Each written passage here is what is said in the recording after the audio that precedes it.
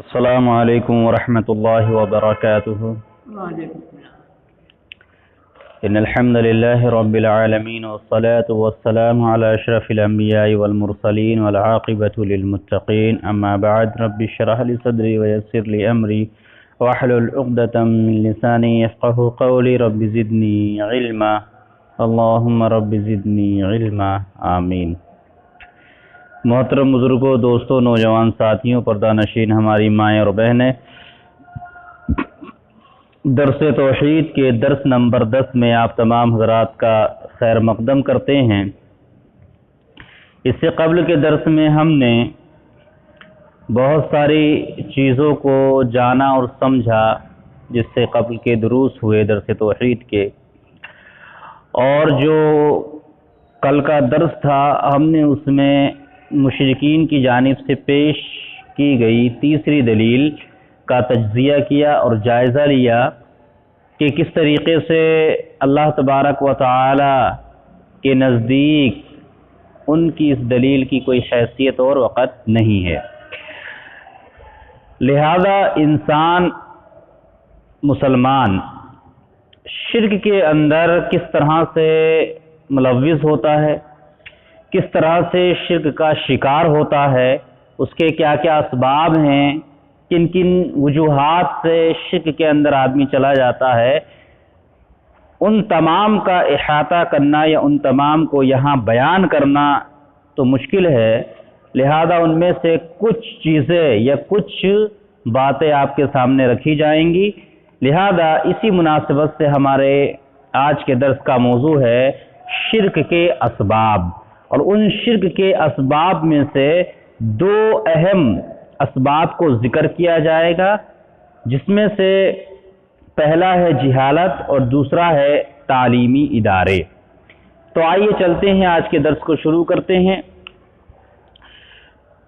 ابلیس شیطان نے نہ جانے کن کن اور کیسے کیسے دیدہ نادیدہ طریقوں سے شب و روز اس شجر خبیثہ یعنی کہ شرک کی آبیاری میں مصروف ہے، اور نامعلوم جاہل عوام کے ساتھ بظاہر کتنے نیک سیرت درویش اور پاک تینت بزرگان دین، صاحب کشف و کرامات، اولیاء اعظام، ترجمان شریعت، علماء اکرام، ملک و قوم کے سیاسی نجات دہندگان اور خادم اسلام حکمران بھی حضرت ابلیس کی قدم بقدم اس کار خیر میں شرکت فرما رہے ہیں۔ بہت سارے لوگ ہیں جن میں سے درویش ہیں، بہت سارے جن کو پاک تینت جو ہے بزرگان دین کا نام دیا جاتا ہے، کوئی کشف و کرامات والا ہے، تو کوئی جو ہے مطلب شریعت کی ترجمانی کرنے والے علماء اکرام ہیں، تو ملک کے بڑے بڑے لیڈر، رہبر، رہنما، مسلم لیڈر اور رہنما ہیں جو قوم کے نجات دہندگان کہلاتے ہیں اور اسلام کی خدمت کرنے والے، ایسے لوگ بھی شیطان کے قدم با قدم اس کا ساتھ دے رہے ہیں۔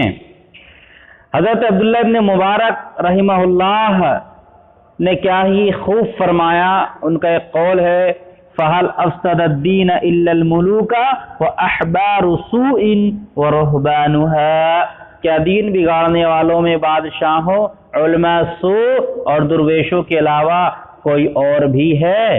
یعنی ایک سوالی انداز میں پوچھ رہے ہیں کہ دین کو بگاڑنے میں بادشاہوں کا ہاتھ ہے، علماء سوء کا ہاتھ ہے، علماء سوء روزی روٹی پیٹ کے لیے دین کو بیچنے والے، شریعت کے مسائل کو بدلنے والے، اور دین کا دنیا کے ساتھ میں سودا کرنے والے علماء سوء اور درویشوں کے علاوہ کون ہے جس نے دین کو اتنا بگاڑا یا بیچا ہے یا اتنا وہ کیا ہے؟ اسی لیے اسباب و عوامل کا ٹھیک شمار کرنا تو مشکل ہے، تاہم جو ہمارے معاشرے میں شرک کی ترویج کا باعث بن رہے ہیں، ہمارے نزدیک شرک کے روز افزوں پھیلاؤ کے مختلف اسباب میں سے اہم ترین سبب یہ ہیں۔ پہلا سبب کیا ہے؟ جہالت، دوسرا سبب ہے تعلیمی ادارے، تیسرا سبب ہے دین خانقاہی، ایک تو ہے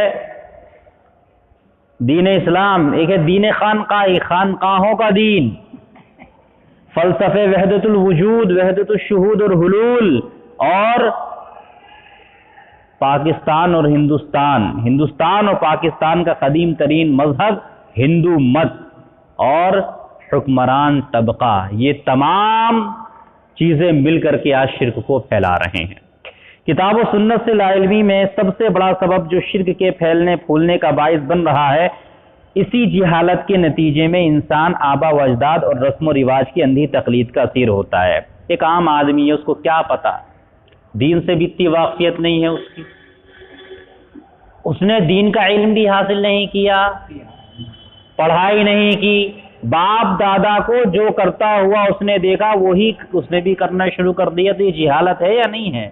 اس نے اس کی تحقیق نہیں کی، جانا نہیں، سمجھا نہیں کہ میرے باپ دادا صحیح راستے پہ تھے یا نہیں تھے۔ بھائی ہمارے تو ابا کرتے چلے آ رہے ہیں، ہمارے تو اماں کرتی چلی آ رہی ہیں، ہمارے تو دادا کرتے چلے آ رہے ہیں، ہمارے تو پورکھوں سے نسلوں سے یہ کام جو ہے ہوتا آیا ہے اور یہ کام نہیں ہوتا آیا ہے، تو ہم کیسے کر لیں؟ تو یہی جہالت ہے۔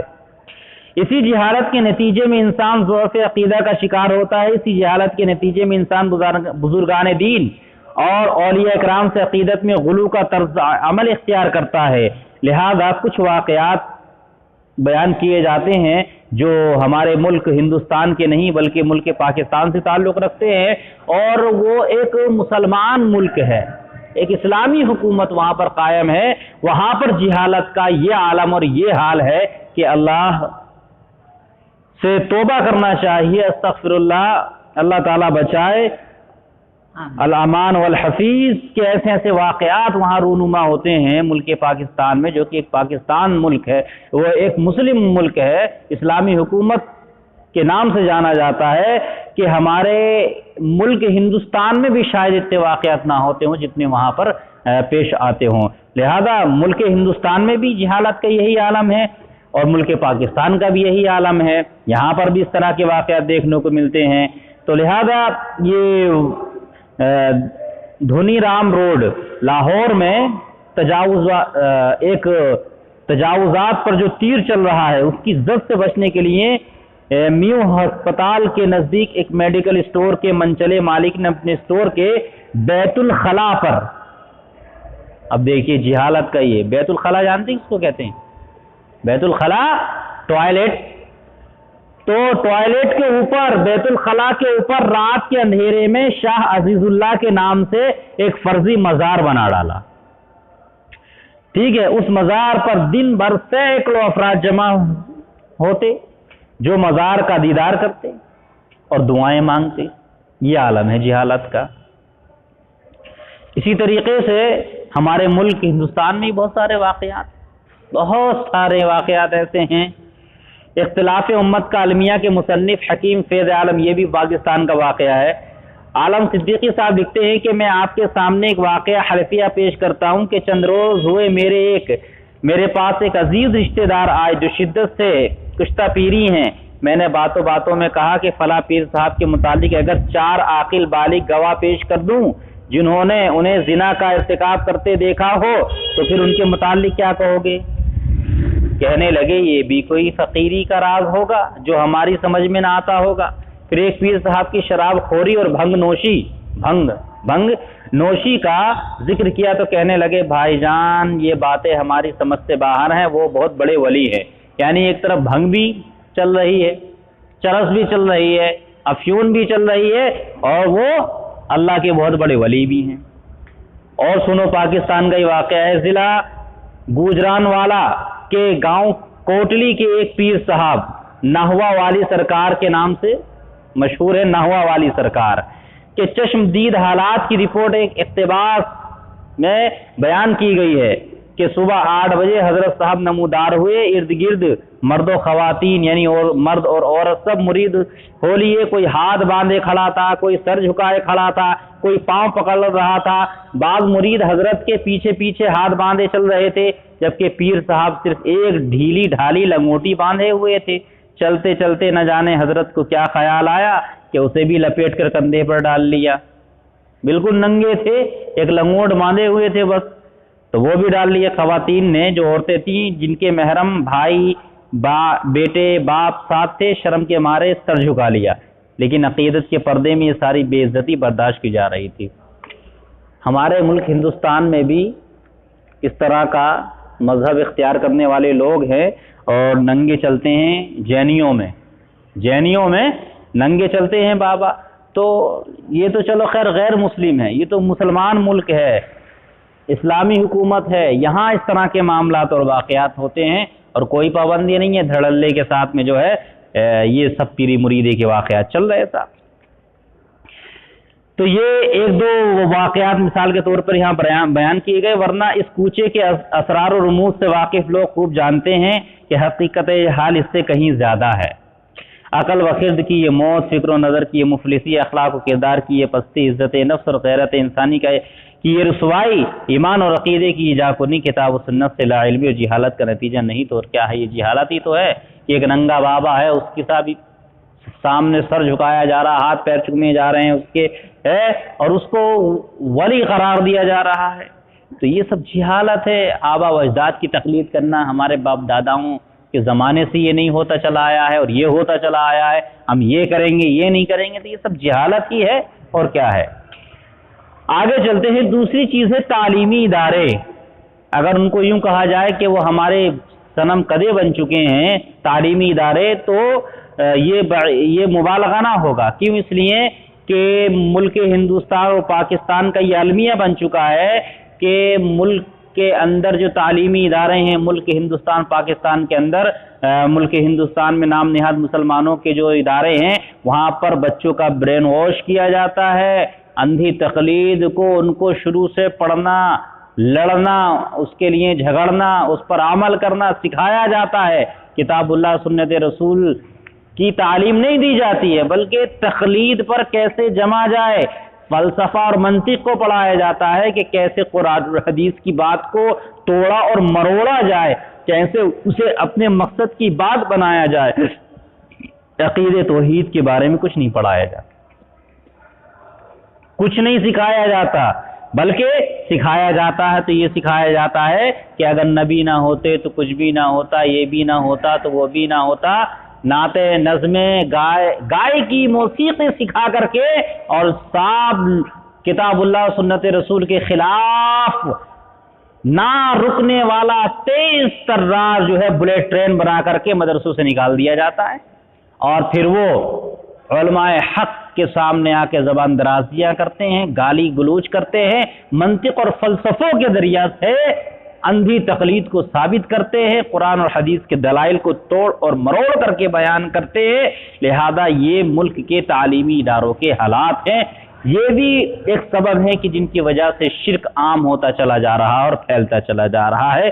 لہذا کسی ملک کے تعلیمی ادارے اس قوم کا نظریہ اور عقیدہ بنانے یا بگاڑنے میں بنیادی کردار ادا کرتے ہیں۔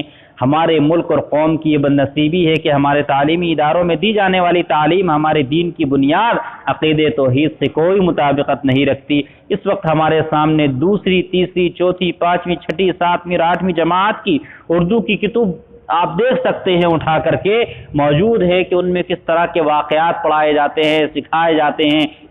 لڑکیوں کی اگر کتابیں ہیں اردو کی ہیں تو ان میں مختلف قسم کے جو ہے واقعات، جھوٹے قصے، صحابیات اور تابعات کو چھوڑ کر کے جو ہے الٹے سیدھے واقعات پڑھائے جاتے ہیں۔ اگر لڑکوں کی کتابیں ہیں تو ان میں جو ہے بزرگوں کے کرامتیں جھوٹی الٹی سیدھی بیان کی جاتی ہیں، وہ پڑھایا اور سکھایا جاتا ہے۔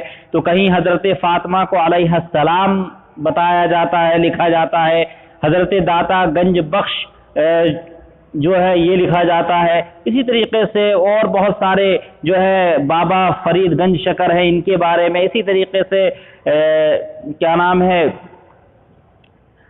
مختلف اولیاء اکرام پیر باباؤں کے بارے میں ان کو پڑھایا، سکھایا اور سمجھایا جاتا ہے۔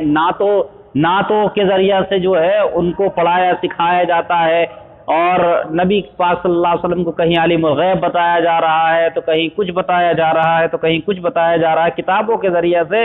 لہذا ان کا برین واش کیا جا رہا ہے اور بہت ساری چیزیں ان کو بتائی اور سکھائی جا رہی ہیں۔ اسی طریقے سے جنت البقیع کے تعلق سے اس کو لکھا جاتا ہے یہ مدینے کے قبرستان ہے، اور یہ جو ہے جنت البقیع میں حضرت فاطمہ رضی اللہ تعالیٰ عنہا کا یہ مزار مبارک ہے، جبکہ ایسا کچھ بھی نہیں ہے۔ ایسا کچھ بھی نہیں ہے۔ جن لوگوں نے جنت البقیع دیکھا ہے وہ جانتے ہیں کہ سارے قبرستان میں مزار تو کیا، کسی قبر پر پکی اینٹ بھی نہیں رکھی ہوئی ہے۔ تو اس طرح کے واقعات پڑھائے کتابوں میں لکھے جاتے ہیں، پڑھائے جاتے ہیں۔ اہل بیت کے مزار لکھ کر مزار کو نہ صرف تقدس احترام کا درجہ دیا گیا ہے بلکہ اسے سند جواز بھی مہیا کیا گیا ہے۔ ان سارے مضامین کو پڑھنے کے بعد 10-12 سال کے خالص ذہن بچے پر جو اثرات مرتب ہو سکتے ہیں وہ کیا ہیں؟ وہ یہی اثرات مرتب ہوں گے کہ بزرگوں کے مزار اور مقبرے تعمیر کرنا، ان پر عرس اور میلے لگانا، ان کی زیارت کرنا نیکی اور ثواب کا کام ہے۔ بچہ یہی تو سمجھے گا، کیا سمجھے گا جب اس کو یہی چیز پڑھائی سکھائی جائے گی۔ نمبر 2، بزرگوں کے عرسوں میں ڈھول تاشے بجانا، رنگ دار کپڑوں کے جھنڈے اٹھا کر چلنا، بزرگوں کی عزت اور احترام کرنا، یہ سب دین ہے، نیکی کا کام ہے، یہی تو سمجھے گا۔ اسی طریقے سے بزرگوں کے مزاروں پر پھول چڑھانا، فاتحہ پڑھنا، چراغاں کرنا، کھانا تقسیم کرنا اور وہاں بیٹھ کر عبادت کرنا نیکی اور ثواب کا کام ہے، یہی بچہ سمجھے گا۔ مزاروں مقبروں کے پاس جا کر دعا کرنا قبولیت دعا کا باعث ہے، ذریعہ ہے، یہ سمجھے گا۔ فوت شدہ یعنی مرے ہوئے بزرگوں کے مزاروں سے فیض حاصل ہوتا ہے اور اس ارادے سے وہاں جانا کار ثواب ہے۔ لہذا اس تعلیم کا نتیجہ یہ ہوا ہے کہ ملک ہندوستان کے اندر بھی اس کی بہت ساری نظیر و مثالیں موجود ہیں، اور اسی طریقے سے ملک پاکستان کے اندر بھی، یہاں تک کہ ملک پاکستان کے کلیدی عہدوں پر جو لوگ فائز ہوتے ہیں وہ عقیدے توحید کی اشاعت یا تنفیذ کے مقدس فریضے کو سر انجام دینا تو درکنار شرک کی اشاعت اور اس کی ترویج کا باعث بنتے ہیں۔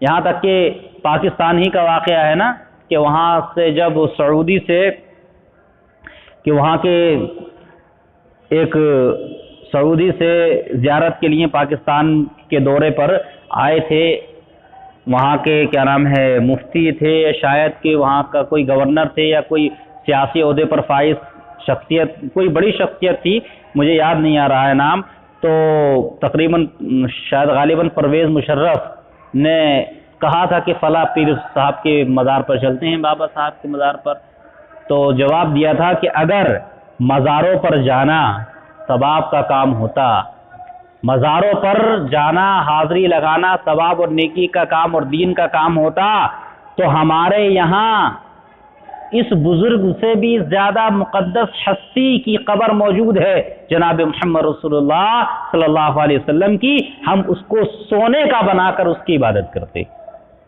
اگر یہ جائز و صحیح ہوتا، درست ہوتا، یہ دین ہوتا، لیکن یہ جائز و درست نہیں ہے۔ تو بڑے بڑے جو کلیدی عہدوں پر فائز لوگ ہیں وہ عقیدے توحید کی اشاعت نہیں کر رہے ہیں بلکہ وہ شرک کی کر رہے ہیں۔ یہاں تک کہ صدر ایوب خان ایک ننگے پیر بابا لال شاہ کے مرید تھے جو مری کے جنگلات میں رہا کرتا تھا اور اپنے معتقدین کو گالیاں بکتا تھا اور پتھر مارتا تھا۔ اس وقت کی آدھی کابینہ اور بہت سارے جنرل بھی اس کے مرید تھے، بڑے بڑے عہدوں پر جو فائز لوگ تھے۔ اسی طریقے سے ملک پاکستان کے اندر جسٹس کو ایک بہت اونچا مقام حاصل ہوتا ہے، یا کسی بھی اسلامی ملک میں جسٹس کو ایک بہت اونچا مقام حاصل ہے، اور غیر اسلامی ملک میں بھی اس کو ایک اچھا عہدہ سمجھا جاتا ہے۔ اس سے ہر آدمی واقف ہوتا ہے۔ تو محترم جسٹس محمد الیاس صاحب ہیں، پاکستان کے حضرت سید کبیر الدین المعروف شاہدولہ گجرات کے بارے میں ایک مضمون لکھتے ہوئے وہ بیان کرتے ہیں کہ آپ کا مزار اقدس شہر کے وسط میں ہے، اگر دنیا میں نہیں تو بر صغیر پاک و ہند میں یہ واحد بلند مرتبہ ہستی ہیں جن کے دربار پر انوار پر انسان کا نذرانہ پیش کیا جاتا ہے۔ وہ اس طرح کہ جن لوگوں کے ہاں اولاد نہ ہو وہ آپ کے دربار مبارک پر حاضر ہوتے ہیں اور اولاد کے لیے دعا کرتے ہیں، ساتھ ہی یہ منت مانتے ہیں کہ جو پہلی اولاد ہوگی وہ ان کی نظر کی جائے گی۔ اس پر جو اولین بچہ پیدا ہوتا ہے اسے عرف عام میں شاہدولہ کا چوہا کہا جاتا ہے۔ اس بچے کو بطور نذرانہ دربار اقدس میں چھوڑ دیا جاتا ہے اور پھر اس کی نگہداشت دربار شریف کے خدام کرتے ہیں۔ بعد میں جو بچے پیدا ہوتے ہیں وہ عام بچوں کی طرح تندرست ہوتے ہیں۔ روایت ہے کہ اگر کوئی شخص متذکرہ بالا منت مان کر پوری نہ کرے تو پھر اولین بچے کے بعد پیدا ہونے والے بچے بھی پہلے بچے کی طرح ہوتے ہیں۔ یہ عقیدے ہیں۔